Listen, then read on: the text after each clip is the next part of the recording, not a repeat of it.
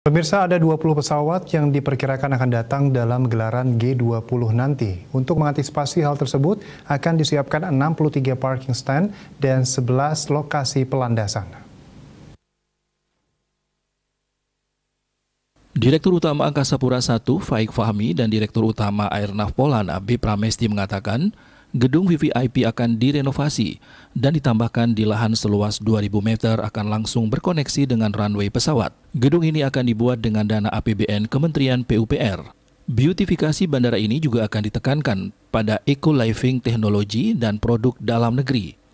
Selain itu, Faik juga menambahkan akan disediakan screening PCR yang dilakukan dalam 1 jam, yang dapat langsung mendeteksi 930 pasien dalam satu waktu papar. Sementara itu, pihak Airnav mengantisipasi beberapa potensi erupsi dari 5 gunung berapi. Hal ini akan diantisipasi dengan bergeraknya pesawat ke arah timur. Bandara Lombok dan Surabaya akan dijadikan bandara cadangan parkir pesawat delegasi. Sugiatnyana Denpos melaporkan.